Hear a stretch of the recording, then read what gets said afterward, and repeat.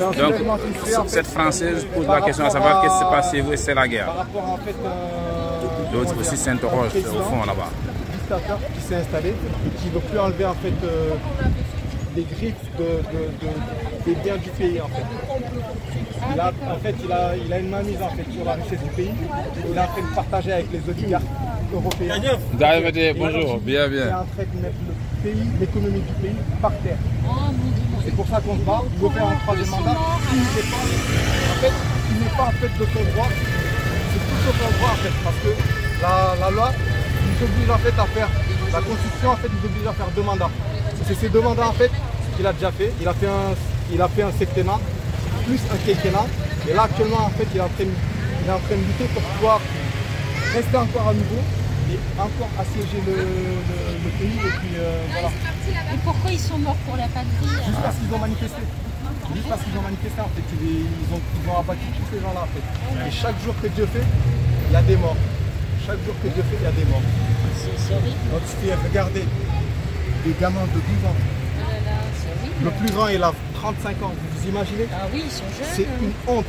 Et tout ça en fait c'est par la mauvaise gestion en fait de Macron. C'est parce que c'est Macron qui le pousse en fait à mettre des choses et instaurer en fait cette dictature en fait qu'on va subir à cause de Macron plutôt. Oh non, Macron il est pour la démocratie. Non, Macron il est pour la démocratie, il est en train de plier son peuple ici, vous me parlez de démocratie. Vous vous sentez en démocratie vous madame? Oui. Vous vous sentez en démocratie? Oui. Les gens manifestent, on leur interdit de manifester?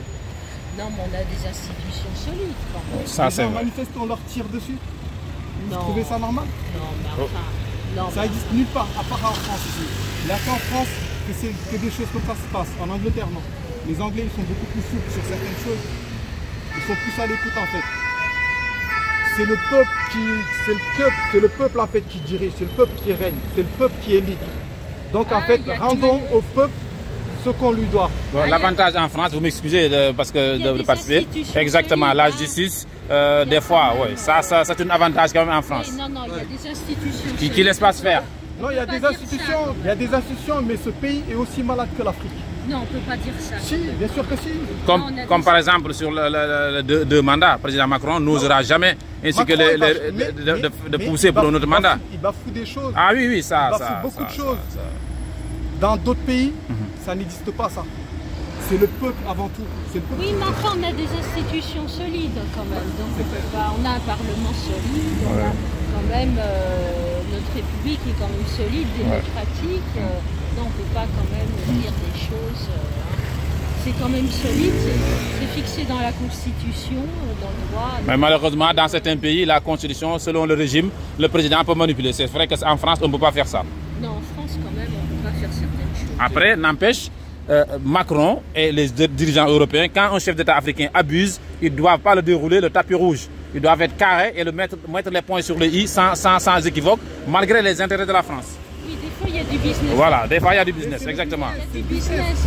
En fait, c'est Macron. Vous savez que Macron il a été élu, madame? Macron n'a pas été élu. Vous avez été voté, mais Macron n'a pas été élu au suffrage universel. Macron a été placé. Et on sait qu'il a été placé parce que si vous regardez bien, il n'a pas de bagou déjà en première partie. De 2, il n'a pas de carrière politique. Il est arrivé, on vous l'a imposé. On vous l'a imposé, on vous a fait croire que vous avez voté Macron. Enfin, c'est un financier, hein, mais, bon, écoutez, en tout cas, merci beaucoup pour ce débat entre un Français et un Sénégalais sur l'actualité politique de nos 2 pays. Voilà. Allez, merci. Merci beaucoup. Donc, dans le cortège, c'est souvent ça, des Français qui s'arrêtent, qui s'interrogent, qui posent des questions. Voilà, pour dire qu'est-ce qui se passe au Sénégal. Et une manifestante qui les explique.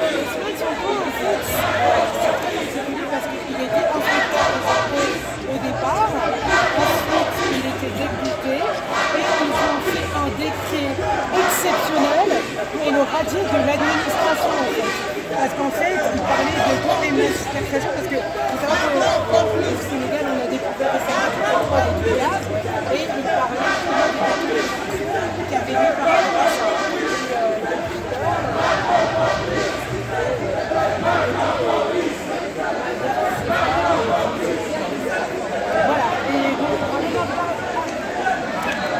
Voilà, c'est ça.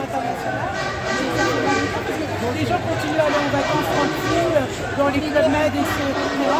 Les vols sont pleins pour aller à Dakar, mais... Il y a toujours la paix au Sénégal, hein. C'est que passager. Les Sénégalais vont se battre, remettre les choses en ordre et après tout reprendra dans l'ordre.